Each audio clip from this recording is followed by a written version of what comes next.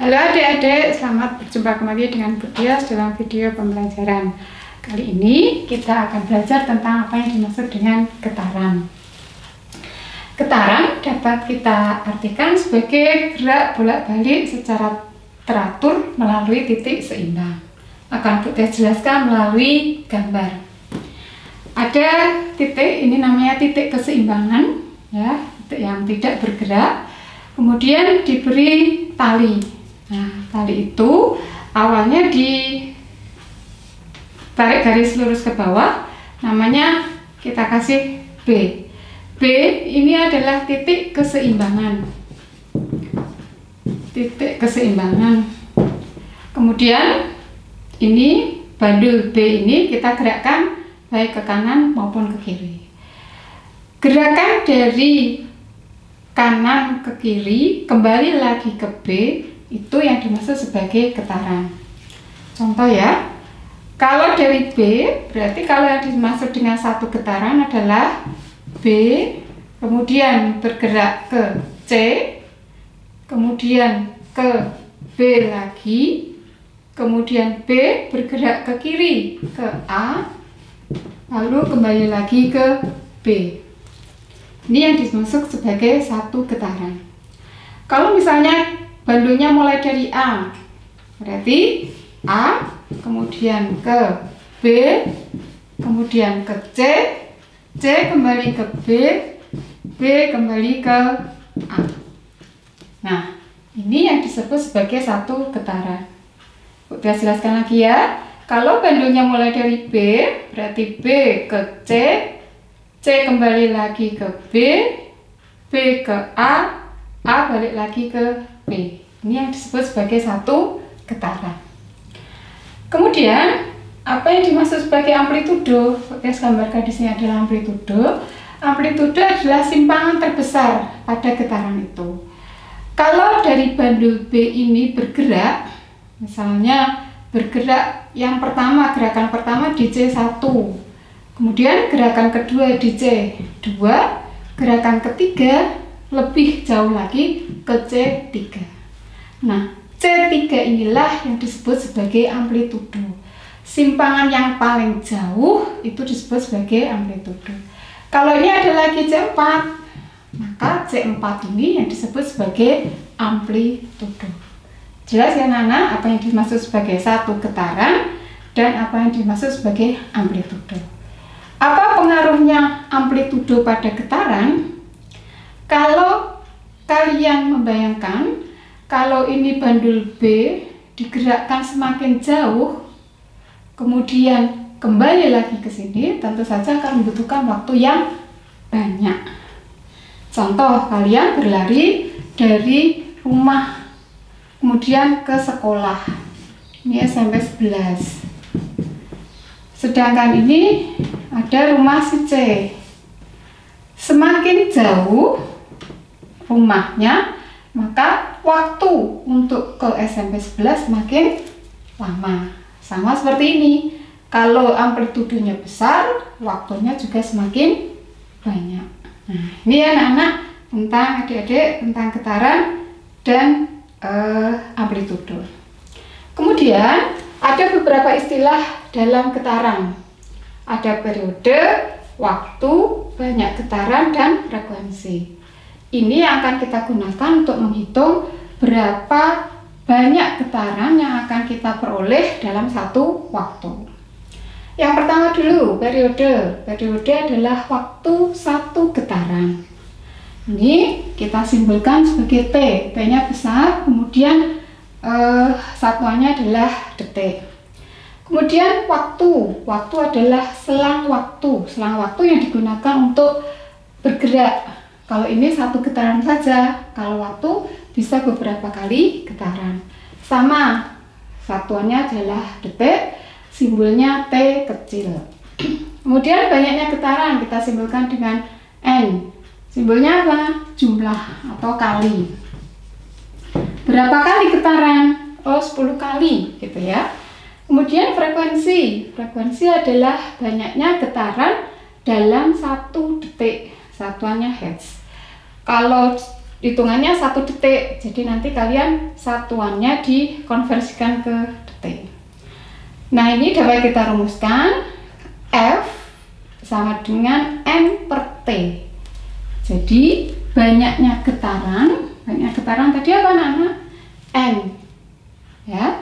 Kemudian T adalah waktu. T selang waktu. Jadi frekuensi adalah N per T. Banyaknya getaran dibagi waktu. Kalau periode dibalik, waktu dibagi dengan banyaknya getaran. Ya, jadi waktu dulu, kemudian banyaknya getaran di bawahnya.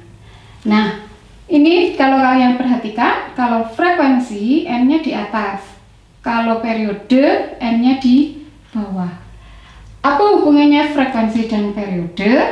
Frekuensi dan periode kebalikan. Ini bisa ditulis juga F sama dengan 1 per T.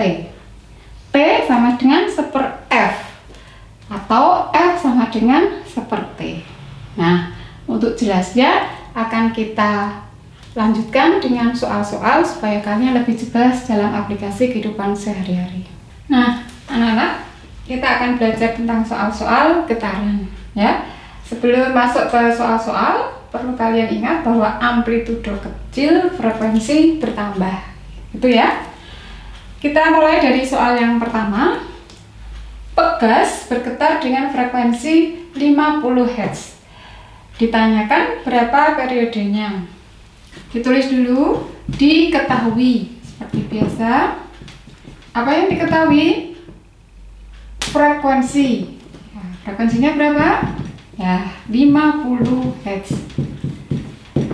Kemudian periode. Seperti tadi ditanyakan periode.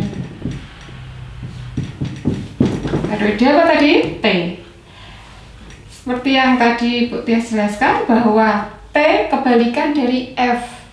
T sama dengan 1 per F. Diingat-ingat saja ya. T sama dengan 1 per F. Kalau F-nya 50, langsung kita masukkan 1 per 50. Nah, adik-adik, 1 dibagi 50 bisa ya? Bu Tias ajari, ini angka 1, kemudian ini 50. Supaya ini bisa dibagi, kita kasih tanda 0 di atas, kita kasih tanda 0, 1 di angka 1. Ingat ya, 1 yang di bawah, 50 yang di luar. Kemudian 10 masih belum bisa dibagi dengan 50, kita tambahkan lagi 0. Ini juga kita tambahkan 0, sehingga 100 dibagi 50. Ketemu berapa? Ya, 2. Ini kita tulis 2. 2 dikali 50 sama dengan 100. 0. Ya, dikurangi. Ketemunya 0,02. Jadi 1 dibagi 50 sama dengan 0,02. Apa satuannya tadi? Detik. Betul ya? Jadi T atau periodenya sama dengan 0,02 detik. Nih. Ini untuk soal pertama. Kemudian masuk ke soal kedua. Ayunan bergetar 6 Hz dalam 1 menit. Berapa jumlah getarannya? Kita lihat apa yang diketahui di situ. Diketahui kita tulis dulu. 6 Hz. Kita lihat belakangnya. 6 Hz berarti frekuensi F sama dengan 6 Hz. Kemudian di sana diketahui jumlah waktu T kecil. T kecil sama dengan 1 menit. Tadi kalian ingat definisi pertama bahwa frekuensi adalah banyaknya getaran dalam 1 detik. Kalau ini menit, kalian jadikan ke detik. 1 menit sama dengan berapa detik? 60. Ya, 1 kali 60. 60 detik. Nah, apa yang ketikanya kan N. N sama dengan, kalau tadi rumusnya awal, F sama dengan N per T. Sehingga kalau mencari N sama dengan yang ini dikali ini ya, F kali T. F nya berapa? 6, kemudian T nya, nah, jadi 360 kali.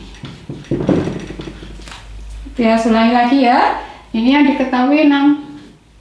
Ini 6 Hz frekuensinya. T-nya waktu. Ini masuk ke sini dalam detik. Ingat dalam detik. Kemudian dari rumus ini dikali ini. N sama dengan F kali T, 6 kali 60, sehingga jumlahnya 360 kali. Jelas ya? Dan soal yang ketiga, yang terakhir, ayunan bergerak sebanyak 360. Banyak berarti N sama dengan 360 kali. Waktu ini 1,5 T. Ingat, harus dimasukkan dalam detik, sehingga dikalikan 60. Berapa? 90 detik. Frekuensinya F sama dengan N per T.